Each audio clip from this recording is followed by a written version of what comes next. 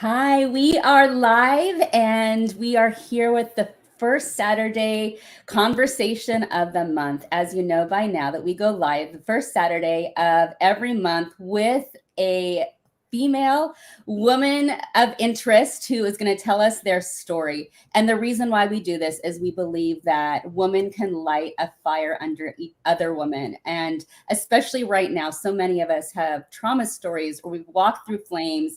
And when each of us can share our story, it inspires other women to do the same. And for the woman who can't get out of bed, for the woman who is walking through fire right now, we hope that our hope can be shared with you. So today, our first Saturday, today, December 4th, we have Kimberly. Kimberly is a trauma therapist and a woman with her own story. And so, Kimberly, welcome. Thank you for being here. Yeah, thank you so much for having me. I'm excited and I feel a little nervous this morning because we're talking about, women's issues and our stories. That's exciting.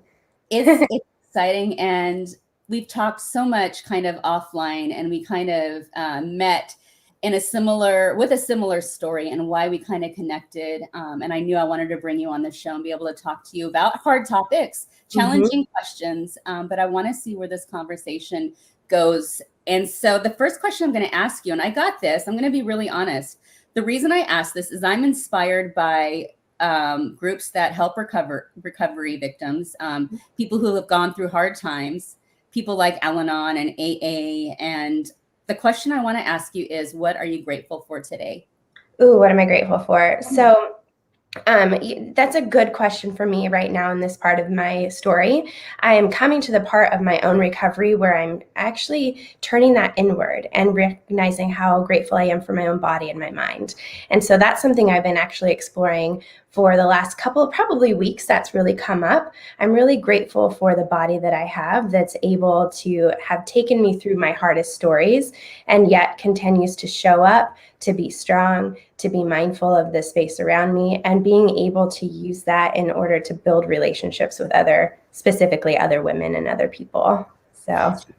And Kimberly, we were talking before the show that we both have a heart for specifically telling our story to women.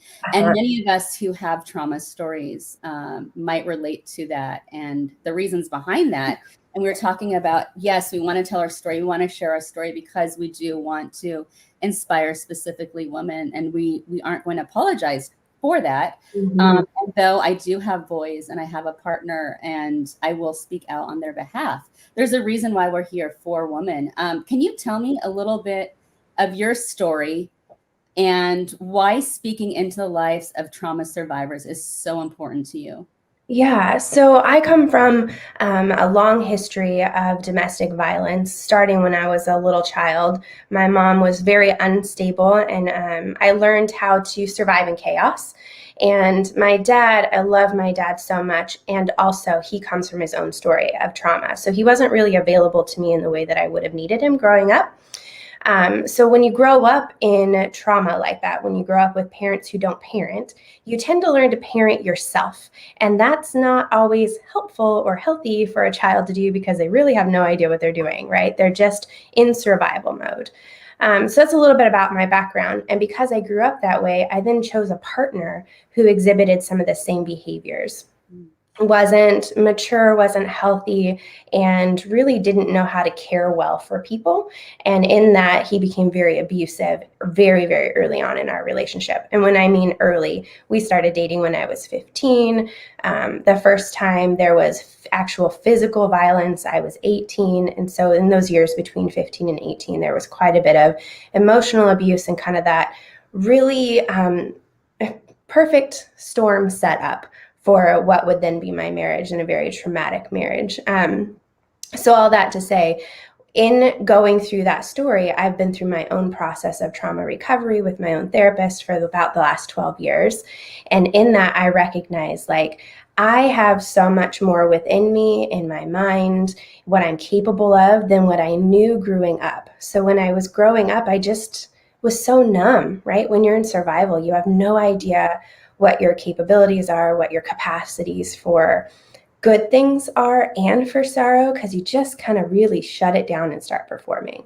And so once I kind of started moving those foundational blocks around and kind of adding some more security to my base, I recognize, wow, I wonder if other people feel the same way, that they were numb, they assumed things about themselves that weren't true or weren't whole. And I wonder if my doing my work might shift the work in someone else and we can create healthy communities. So it's really interesting. Like, the thing that propels me is not me and my story. The thing that propels me is this idea of like really healthy people involved with other human beings and being this heartfelt, loving, close-knit community and building those kinds of relationships.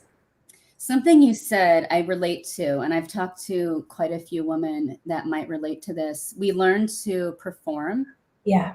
And we may not realize we're doing that. And not only do we learn to perform, but like you said, we shut down and we're not even aware of those emotions. And sometimes when we leave a traumatic situation, we don't know what to feel. We don't know how to feel. How did you overcome that? And how do you help other survivors with that very thing? Yeah, I would say I didn't learn to overcome it on my own at all. The overcoming piece was really other people looking at me and saying, hey, I see you and I love you. And me going, I don't know what that means. That's really scary. What do you mean? You don't love me. You don't know me. And so there was this constant back and forth in relationship with healthy people even. And so the consistency of the people that came around me that were really healthy, that's what started to loosen that up and change that within myself. And so I had to learn like who I was reflected on the faces of those around me. And I would say, there were people in my story from when I was really, really little. I think about my aunts and my sister. I'm very close to those people. But I would say like that idea of that other people reflecting who I was really started when I was in undergraduate in my 30s, and then really solidified right around, mid 30s when I had graduate study peers around me that were choosing me to be friends. And I kept thinking, I don't know what this is. This is really weird, but I'm getting the same feedback. These people are telling me similar things. Wow, you're really neat. You're really intentional. We love you a lot. And it took me a long time to kind of like settle into maybe what they're saying is true. Can I trust this? So that's where it really started, was getting just a couple of healthy people around me that were reflecting something new about my character. And so I actually I use that specific thing in my practice with the people I work with. When people come in and they're kind of telling the same story, like, I don't know who I am, or I feel like all my relationships are messed up, or I just can't quite understand what people want from me. We talk about the identity piece, and I invite my clients in essentially to be loved really, really well. And so I start doing the same thing for them. Like, let me hold up a mirror and reflect the beautiful parts of you. And I'll keep doing that until you start to believing it to be true about yourself. So many of us follow a pattern that doesn't just begin in a traumatic relationship through marriage or through partnership, but it begins in our early childhood.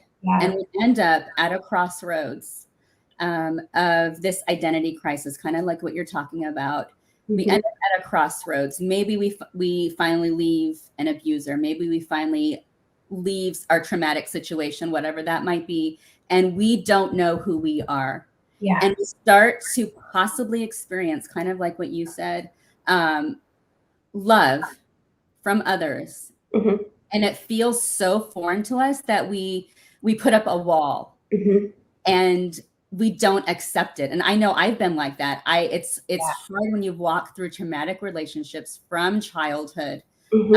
What is this love, and is it real? And do you actually love me? And so we question that. And I know it's taken me EMDR and walking through IFS treatments. What do you do with your own patients in that regard? And you kind of explained a little bit, but I want to dig deeper because this is so crucial for women.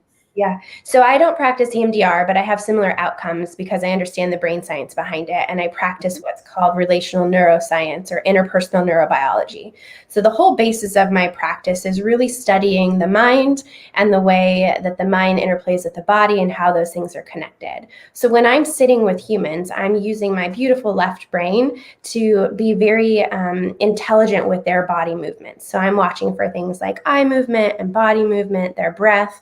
I'm watching for when there's these little tiny subtle shifts in their physical person.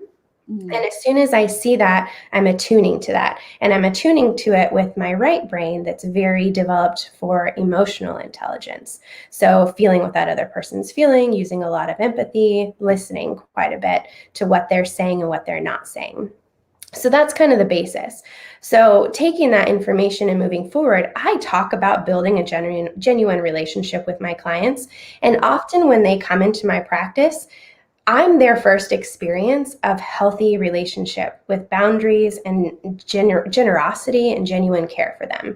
And there's often times where they do that. They kind of, I do this movement where they're like, I don't know what that is. I can't tell the difference. But I work at being really, really consistent with them. Consistent voice, consistent gentleness, and consistent availability with good boundaries at the same time. So as we kind of slowly move through that process and we build this organic relationship with one another, they start to then trust that I'm trustworthy. Not that they necessarily are trustworthy, but I'm trustworthy. And then they start to borrow that from me a little bit. So I also use a lot of metaphors. I talk a lot in pictures for most of the people I work with. So as you're talking about this, that picture came up within me. I was thinking about, did you watch the Chronicles of Narnia series? Yes. Yeah. Okay. So the one with the cousin Eustace, and he becomes a dragon. Yeah. So when he is a dragon, he's making all these behavioral choices. That's what I call it, right? And then Aslan comes in and he scrapes him. He uses his claws and he cuts the dragon skin. And Eustace is in pain. That hurts a lot. I use that same imagery to talk about what it's going to feel like when they start feeling the love that they can get in this relationship, right? Identifying, even us using the word love, I'm like, what does that mean? It's not romantic love. Yeah. It's very platonic, but it's also very genuine. So even training, what does this actually feel like and look like? So I use that picture and I talk about this process is going to feel like that. Like you're going to learn to trust me and get closer. And also there's going to come a time where you might feel like I just reached out and slashed your barriers, and that's going to hurt, but I promise to sit right here with you. And we're going to work through the hurt until we're ready to kind of peel back those scales and discover what's underneath of that. But it's a long process. I mean, we're talking about that probably starts after 6 months of working together. And we don't get to that point until about a year to a year and a half before we're really starting to pull off that outer barrier and understand who that person is at their deepest, most intimate level.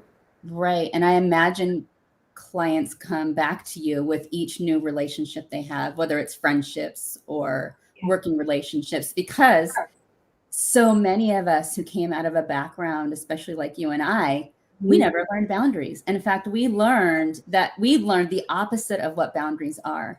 And so we're looking at this new word called boundaries. Yeah. What even is a boundary? Where do we even begin? What does that look like? Because we were taught that healthy boundaries aren't healthy. Yeah, that there's no such thing, right? That healthy boundaries are up in each other's business all the time. There's no separation between you and I. I can't make decisions for myself because it's always about you and that interplay. Absolutely. Well, and not only that, but you know what? You look like you need saving. I'm going to come save you, whatever that looks like. And whether you want it or not, you need me. So here I am. Yes, that's so true. So we learned codependent strategies as well as if they're healthy. So how do you overcome that? I know you went to is it a conservative seminary or Western seminary? Is it? I don't know. I'm asking specifically for a reason, but is it conservative? Not so. Well, you know where I'm going with this. Yes, I think I do. Yeah. So Western Seminary in Portland, Oregon actually has Baptist roots to it. So I'll start with that. Okay. However, I think that the seminary itself and my clinical counseling degree is so formed by the unique professors that were there. And so I had a balance of everything from a professor who was a Mennonite growing up to a very progressive, theologically based professor. And so in my experience, my education at Western Seminary was not conservative. I could have leaned into the conservatism within it, but I had plenty of professors that were like, nope, let's think outside of that box. Yes, we love Jesus, and also we are a people who are allies. We are a people who are affirming. We are a people who want women in leadership, and we're going to show that. And so I would say my experience at Western was not conservative. It was more on the progressive side. Okay, so let's go back to the boundaries. Yeah. How do those of us who never learned healthy boundaries, Yeah. don't even know what this looks like, don't know where to begin other than people constantly tell us, well, you need to have boundaries and this won't happen. How do we begin that process? Yeah. What does that even look like? Yeah, such a great question. And I can only answer it from my own experience in the way that I orient myself to psychotherapy. So when I talk about relational neuroscience and understanding the body, not only am I doing that, but I lean heavy on education. So I'm going to teach you to trust your body. And so when we're talking about boundaries, I'm actually teaching you, what's the difference in your system feel like?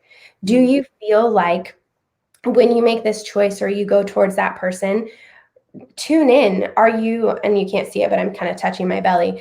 Are you feeling any kind of nervousness or butterflies? Do you feel a clenching in your chest? Do you feel like there's a lump in your throat?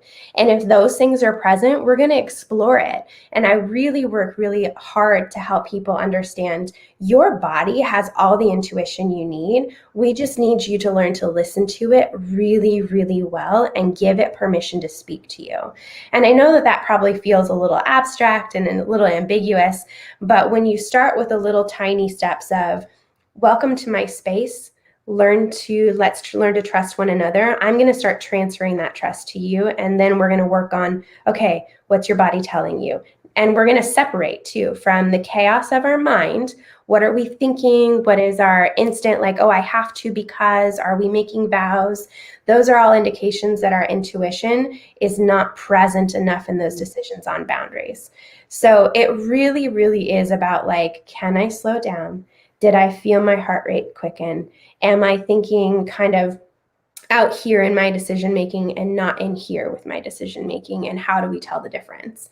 So I would love to give like a step 1, 2, 3, but I honestly, in my way of thinking, people are healed through healthy relationships. If they were wounded in unhealthy relationships, then they're healed through healthy relationships. So all of these lessons are going to be through what I build with you and you build with me while we're in session. A couple things come to mind.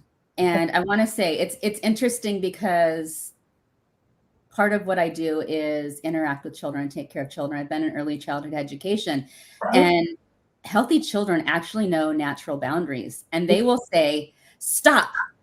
Yes. And so many of us who have walked through traumatic situations were gaslit so much that we never learned to trust our feelings. And so it's almost as if we have to go back to that early childhood, possibly heal it, and learn to trust our feelings. We didn't learn to trust our feelings because we were told not to in so many different ways. That's so true. Yeah, I love the way you put that, because that's another piece of it, right? When we're listening to our bodies, we're listening for those little tiny, did you feel something in you? Did you feel any sort of resistance? Because if you did, I want to know what that part of you has to say first. Yeah. Let's figure out what they want to say. Can we talk a tiny bit about red flags in relationships? And I'm not a big fan of saying that, even that term red flags, but I don't know how else to refer to it. But something that I learned is people who insist that they are safe or trustworthy or anyone can come to them, when they consistently insist words like that, what I've learned is trustworthy people don't have to insist they are trustworthy over and over and over. Safe people don't have to insist that they are safe over and over and over. Safe people don't have to come back with comments like, I'm just joking. you can't take a joke, things like that. Can you kind of go over those red flags, and those really are some of the key ways that we can learn to trust our feelings, because it doesn't feel good and it doesn't feel right. Mm-hmm. Yeah, I like to call them caution flags. That's what I call them, because it's like, okay, none of, if we isolate each one of those behaviors, it's not necessarily a stop, but it might be like, okay, what does this look like in addition to this other piece of this person that we know?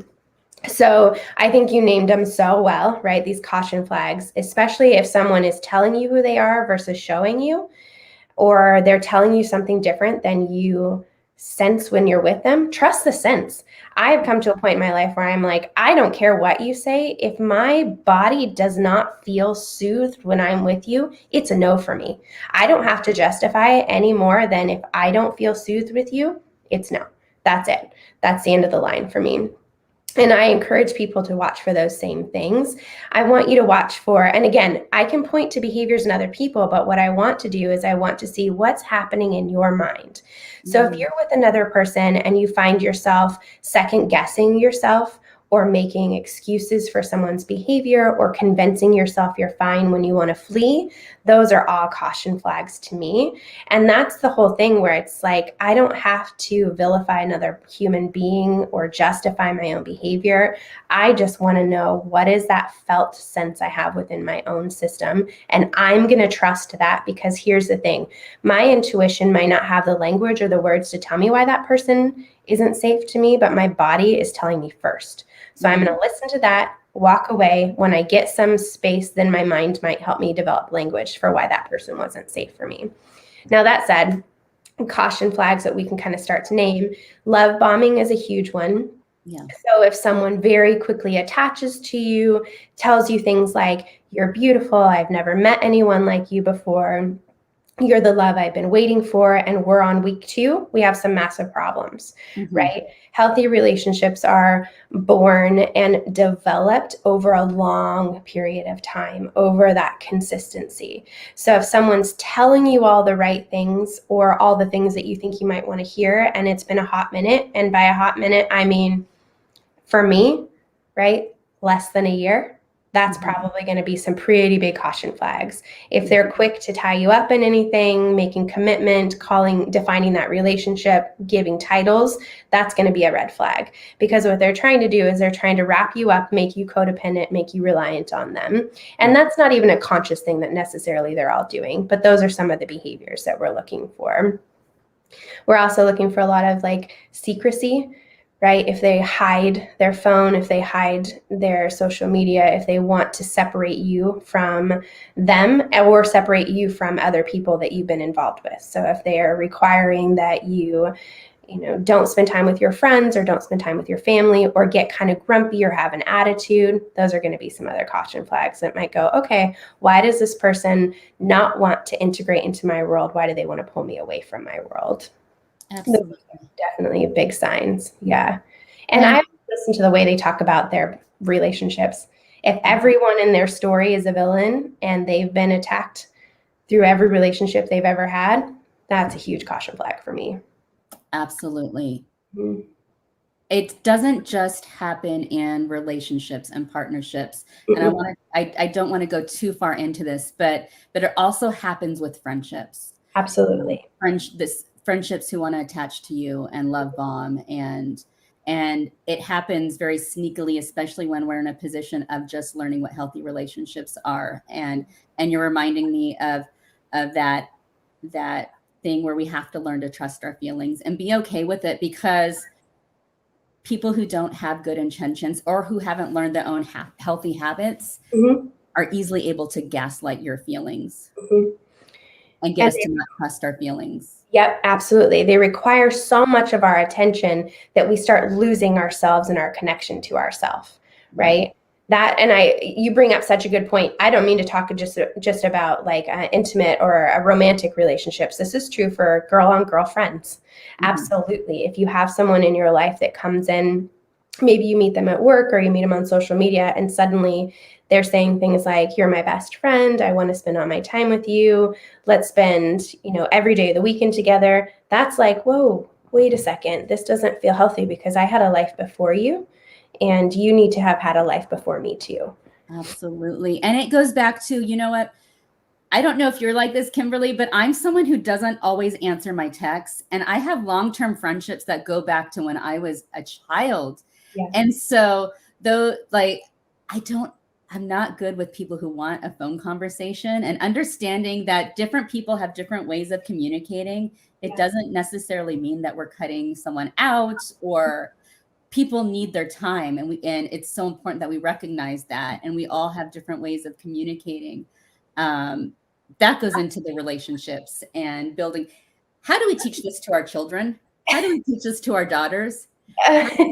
Healthy relationships, and what to look for, and what signs to look for, and when do we even begin this? Yeah.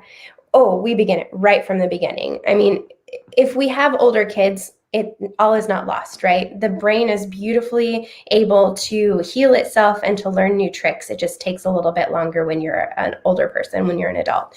So when we talk about like, how do we train our daughters this? It starts when our toddler says no. We take our hands off and we say, oh, and we kind of sit next to them and we start naming their feelings for them. Looks like you don't want me to touch that right now. Oh, you said no. You have really strong opinions about that. And we let them learn the language right from the very beginning. We trust that our toddlers know our no.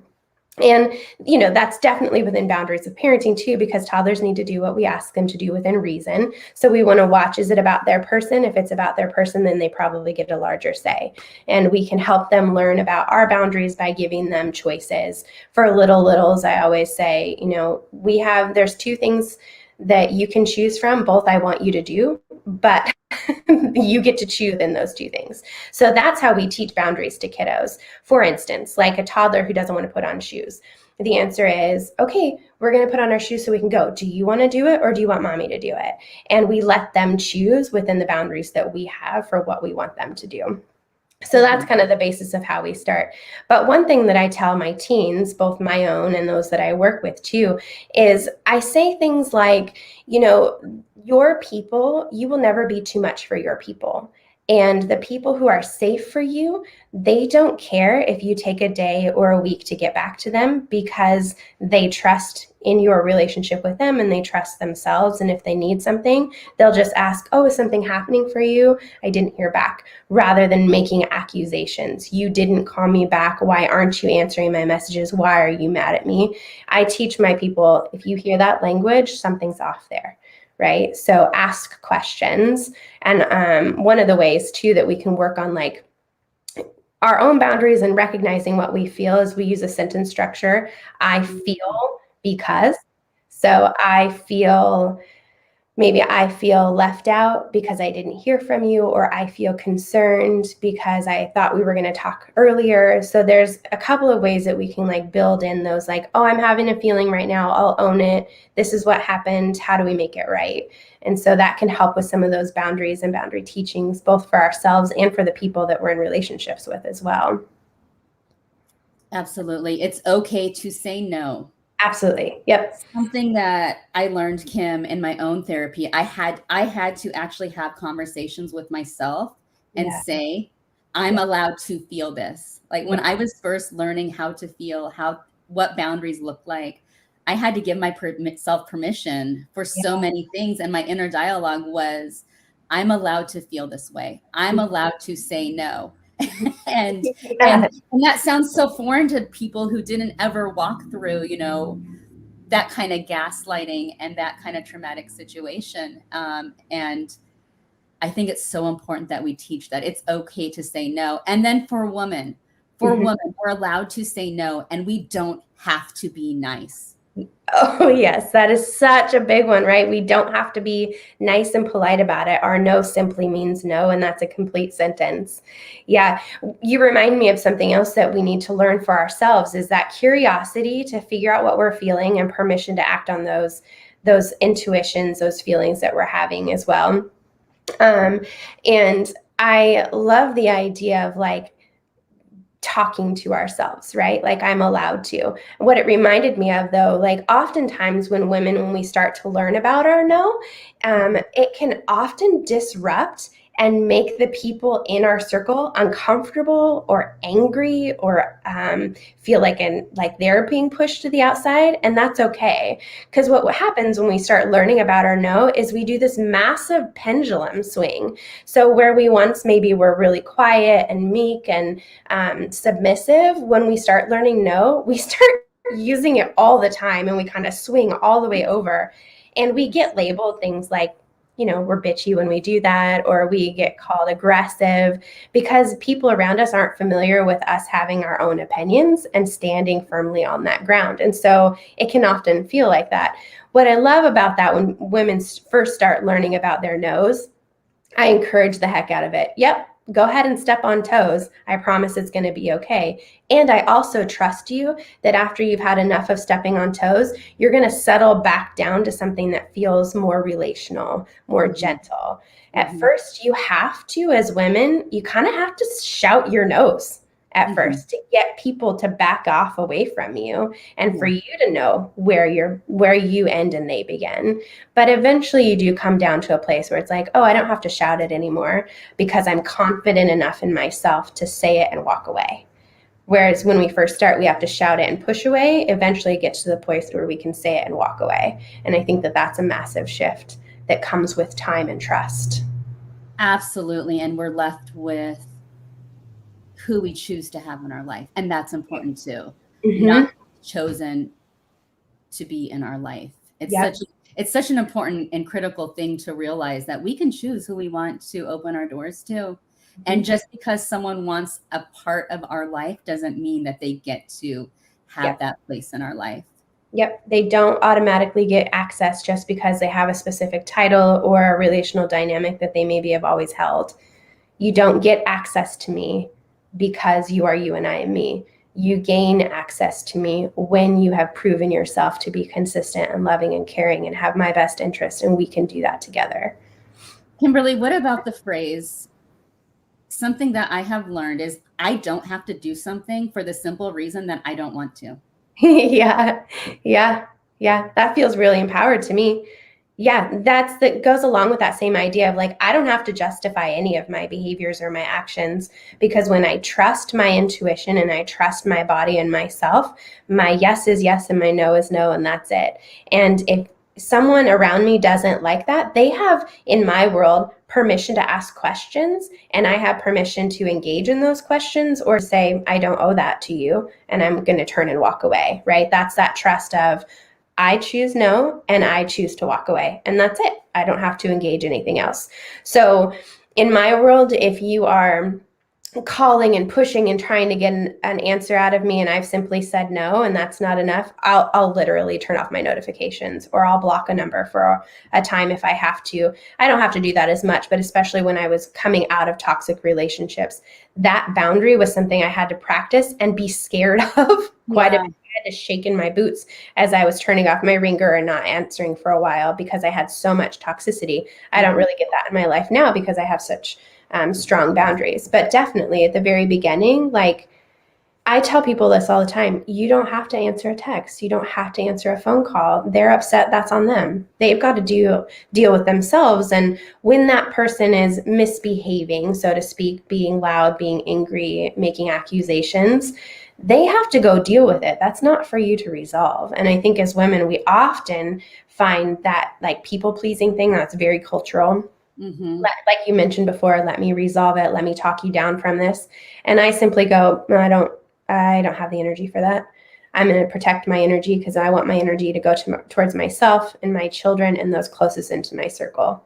Absolutely. Absolutely. And so many of us, we have children, we have families, we have jobs. Sometimes we have more than one job, and we have to be so careful with where we spend our energy. And that's okay. We're allowed to do that. And if anyone is demanding an apology from you because you offended them, we don't have to apologize. Because those of us who walked out of abusive relationships heard constantly, you need to apologize for offending me. Yeah. And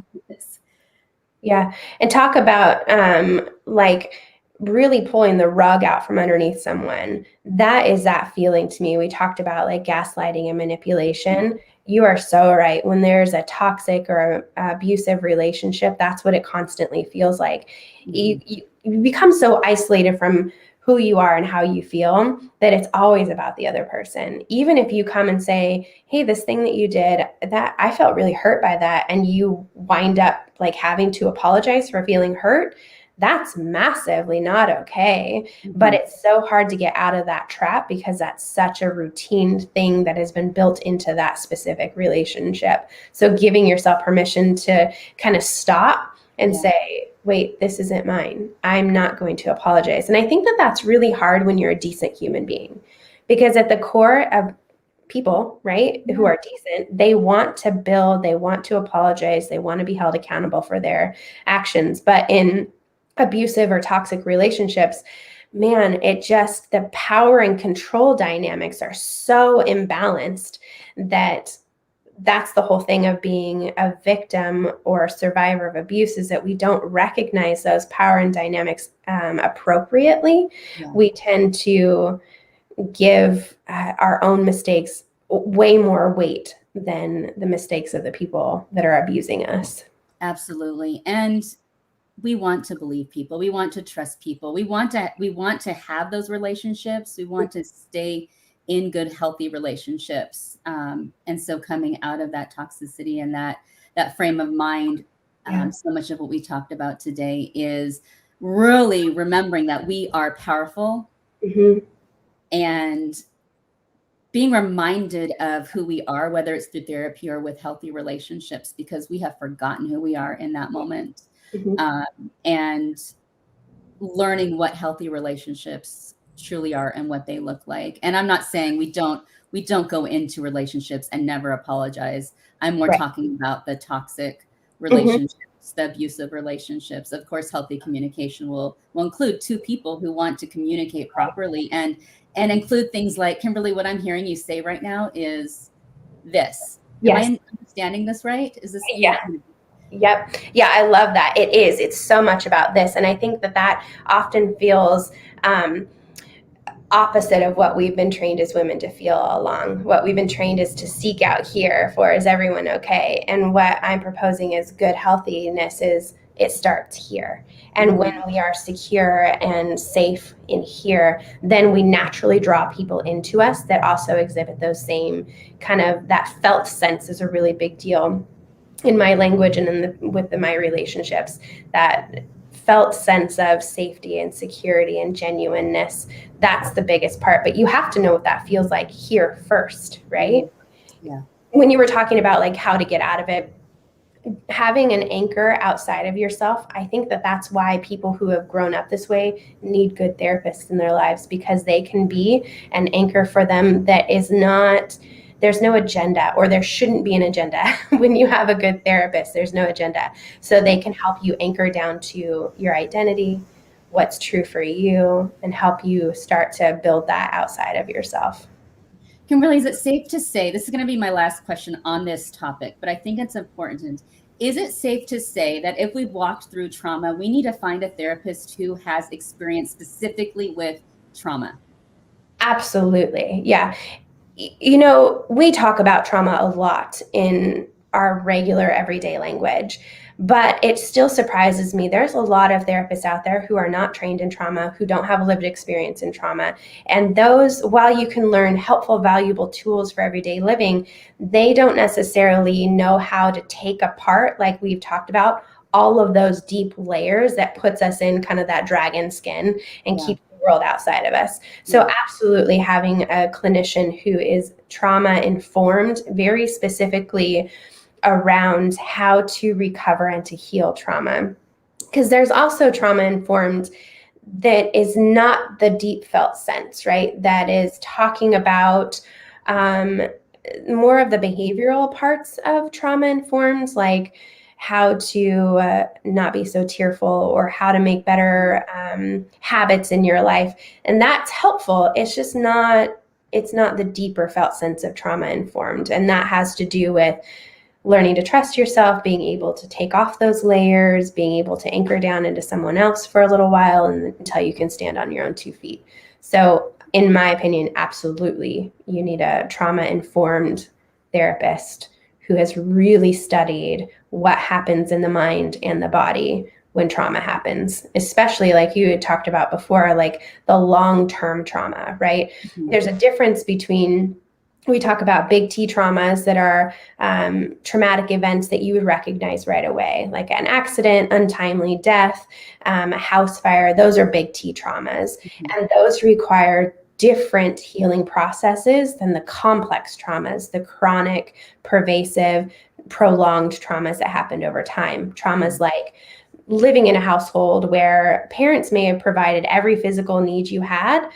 They could have even been sweet and helpful, and yet maybe they didn't know how to meet you emotionally. Maybe they didn't have that intuitive intelligence, and so there was a lacking there. That creates a complex trauma. We talk about developmental traumas, living in poverty where parents are distracted or there aren't parents or you're having to survive on your own. That creates a very different developmental wound inside of you.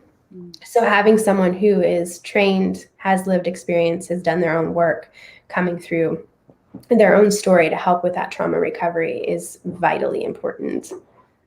And I believe, and correct me if I'm wrong, but there are different communication tools that we need, having walked through trauma, or having left abuse, than communication that you would normally be able to practice in a safe space. Yeah. And that's a vital difference with leaving abusive relationships, because the conversations that take place or don't take place in that regard feel so different. Yeah. And I would think that there's also, this is what's hard about that kind of recovery, is that the language we use for both is so similar. There are different needs, but they're so similar. So when we talk about boundaries with people who don't have this complex post-traumatic stress happening, we use some of the same language, like your no means no. Okay, that sounds beautiful. And most people who haven't suffered traumas are like, okay, cool, no means no. I'm just going to practice my no. But for someone who's had complex trauma, no means listen.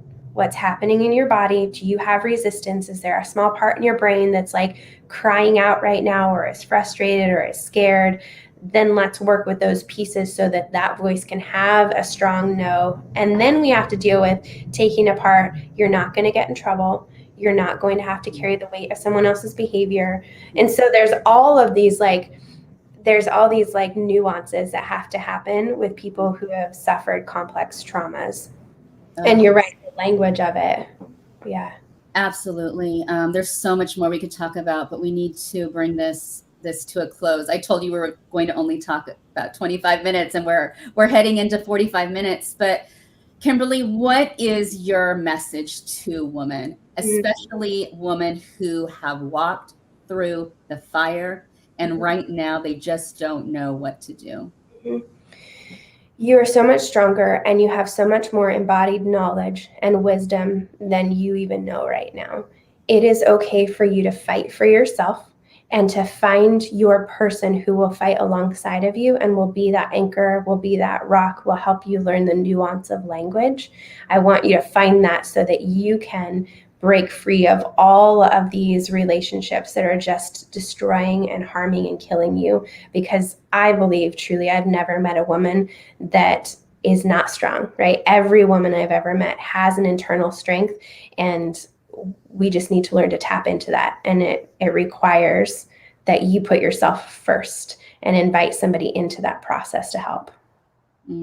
That's so important. Jenny said, thank you, Kimberly, for the interview. Tim Lewis, who you met previously, added a lot of comments. A friend of mine, Sherilyn, said this is such an important topic for discussion.